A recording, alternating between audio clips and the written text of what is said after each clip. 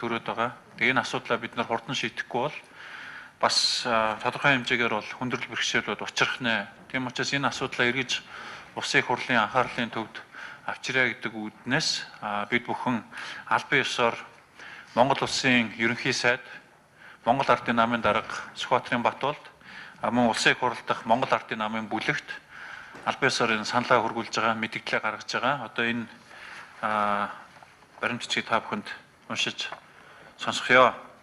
Монгол Улсын их хурл 2008 оны 4-р сарын 11-ний өдөр орон нутгийн хурлын сонгуулийн тухай хуульд орон нутгийн хурлын ээлжид сонгуулийн санал авах өдрийг Улсын их хурлын ээлжид сонгуулийн санал авах өдөр байх бөгөөд энэхүү заалтыг 2012 оны 1-р сарын 1-ний өдрөөс эхлэн дагаж мөрдөн хэмээн нэмэлт өөрчлөлт оруулсан билээ.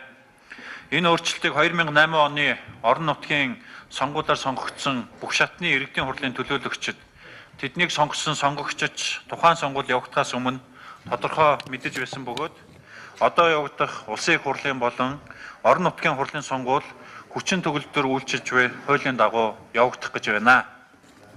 Хоёр сонгуулийг хамт явуулах тухай дээрх зохицуул болон 2011 оны 12 дугаар сарын 15-ны өдөр шинжилэн баталсан Монгол Улсын их хурлын сонгуулийн хуультай нийцүүлэн Улсын их хурлын гишүүдээс орон нутгийн сонгуулийн тухай хуульд нэмэлт өөрчлөлт оруулах хоёр төсөл өргөн барьсан ч Улсын их хурл дахь намын бүлгүүдийн зөрүүтэй байр сууриас шалтгаалan уг төслүүдийн хилцүүлэг хийгдэх боломжгүй байна.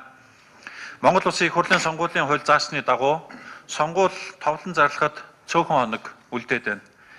Энэ хугацаанд үүсэж байгаа нөхцөл байдалд нэг намын бус нийт ард түмний эрх ашигын үүднээс эрүүл саруул үнэлэлт өгнөлт хийн мухардлаас гарах гарц хайхгүй бол сонгуулийн хуулиудын ойлгомжгүй байдлаас төрийн хэвийн үйл ажиллагаа гацсан үндсэн хуулийн хямрал байдал үүсэх төлөв байдал ажиглагдаж байна.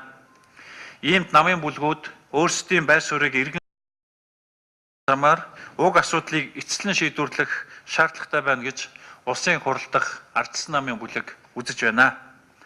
Тиймээс орон нутгийн хурлын сонгуулийн хуульд нэмэлт өөрчлөлт оруулах замаар Монгол Улсын их хурлын болон аймаг нийслэлийн төлөөлөгчдийн хурлын сонгуулийг хамтд нь явуулах, сум дүүргийн сонгуулийг тусад нь зохион байгуулж явуулах саналыг Монгол Улсын ерөнхий сайд, Монгол Ардын намын дарга Сүхбаатарын Батболд танд болон Улсын их хурл дахь Монгол Ардын намын бүлэгт албан ёсоор гаргаж байна. Манай гаргасан саналыг хүлээн авсан хэсэг талаар 2012 оны 4-р сарын 20-ны дотор хариугаа хариулахыг хүсье.